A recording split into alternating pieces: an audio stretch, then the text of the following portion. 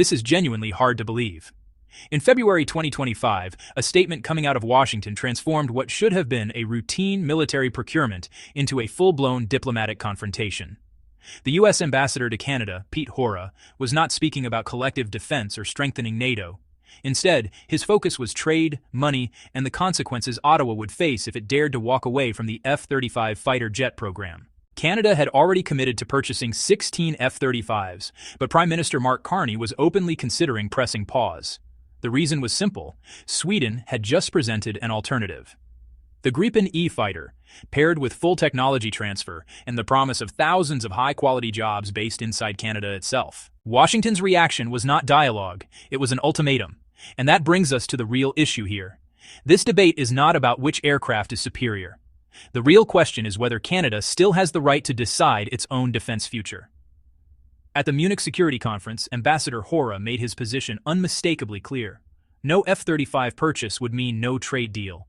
Many Canadians immediately labeled this diplomatic blackmail. Strong language, yes, but it becomes difficult to describe it any other way when a defense decision is turned directly into economic leverage.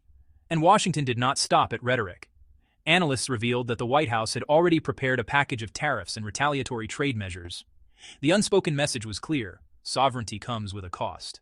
But just as tensions were reaching a boiling point, a delegation from Stockholm arrived in Ottawa. This was not a routine diplomatic visit. The King and Queen of Sweden were there, so was the CEO of Saab. And they brought with them a fundamentally different proposal: the Gripen E fighter jet. This was not merely an aircraft sale. Sweden proposed real technology transfer, a complete assembly and manufacturing facility built on Canadian soil, up to 10,000 high-quality aerospace jobs. And perhaps most importantly, Canada would not be treated as a simple buyer. Canada would become an industrial partner, with the ability to manufacture and even export Gripen jets to other nations, including potential future contracts supporting Ukraine. Compare that with Lockheed Martin's offer: a few hundred parts supply jobs. And these are precisely the types of jobs President Trump has repeatedly said he wants brought back to the United States. Two options, two entirely different futures. So why was Ottawa hesitating on the F-35 in the first place? That is the question Washington would rather not answer. You know, U.S. Senator Roger Wicker, one of the strongest advocates of the F-35 program, actually admitted what Lockheed Martin avoids saying publicly. The aircraft is frequently grounded and unable to operate. Mission readiness rates fall far below original promises. Maintenance and repair costs have exceeded projections by more than $6 billion. Delivery timelines have slipped by at least 5 years. But even that is not, honestly, the most serious issue. The biggest concern is control.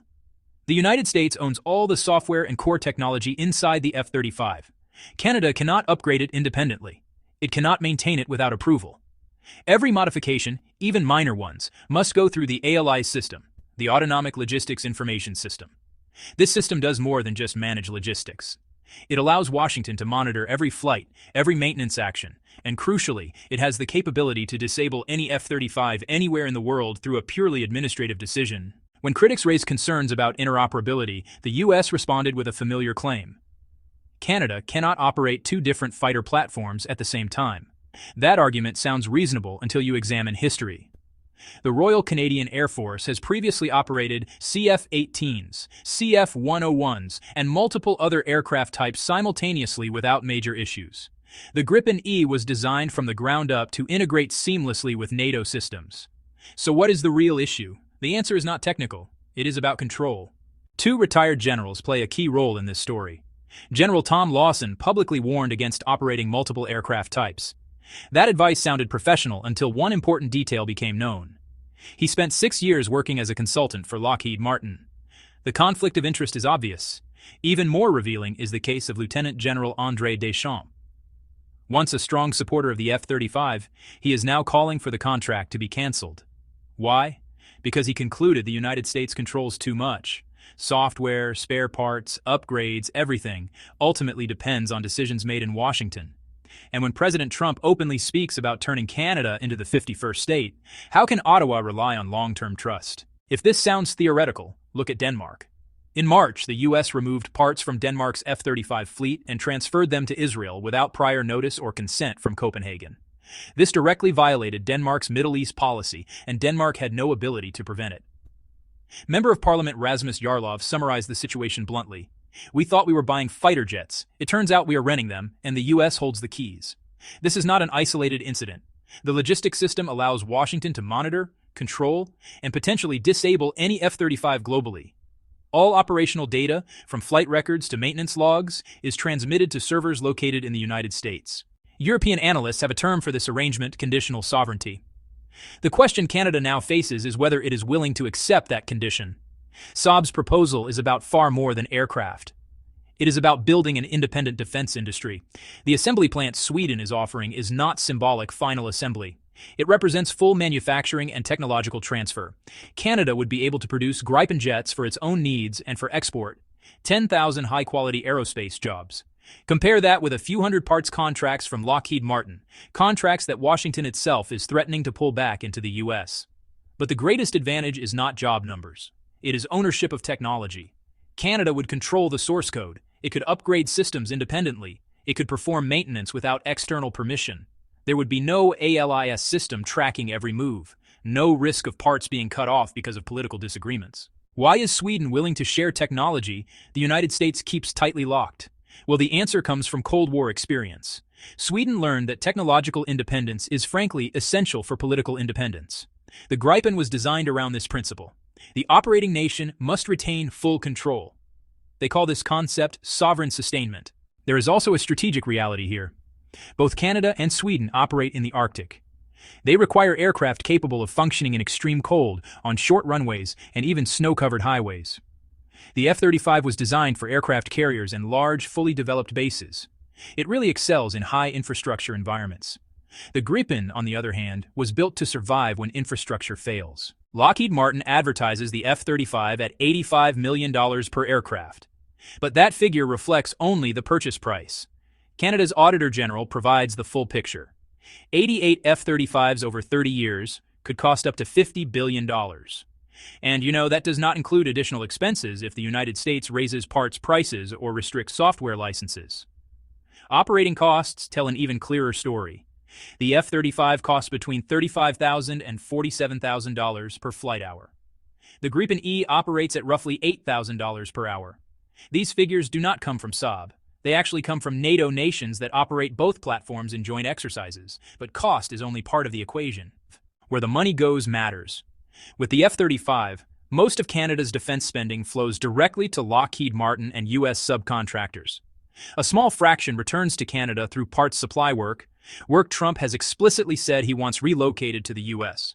With Gripen, the investment stays in Canadian factories, training programs, and infrastructure. This is not just defense spending, it is industrial development. There are additional hidden costs. Auditor General Karen Hogan confirmed that Canada must redesign hangars at Cold Lake and Bagotville to accommodate the F-35. The price tag reaches into the hundreds of millions, with timelines stretching toward 2031. So the core question remains: is Canada buying fighter jets or renting them at premium prices? If you do not own the technology, cannot control maintenance, and cannot upgrade independently, ownership honestly becomes an illusion. When Ambassador Hora threatened trade retaliation, he was not protecting shared security. He was protecting corporate profits. A strong product does not require threats. When persuasion fails, power is used instead. Canada now stands at a historic crossroads. One path is familiar but, risky. Accept pressure from Washington. Buy the F-35. Hope relations remain stable for the next 3 decades. But with Trump openly discussing annexation, is that hope realistic? The second path carries short-term risk, but long-term clarity. Choose the Gripen. Build an independent defense industry. Send a message that Canadian sovereignty is not for sale. There may be consequences. Tariffs. Diplomatic pressure. But every Canadian must ask the same question. Are 10,000 high-quality jobs worth temporary trade conflict? Is technological independence more important than appeasing an increasingly unpredictable ally? Prime Minister Mark Carney says he wants the best choice for Canada. Not for Washington, not for Lockheed Martin, for Canada. The defense budget is approved, the funding exists. The issue is not affordability. The real question is courage. And beyond Canada, this question now confronts many mid-sized nations. If a country cannot independently choose how to defend its own airspace, can it truly be called sovereign? The content in this video is analytical in nature, compiled from publicly available sources. It contains no classified material and reflects no official position of any government or organization. References to nations, corporations, or individuals are used solely to illustrate broader economic and political dynamics.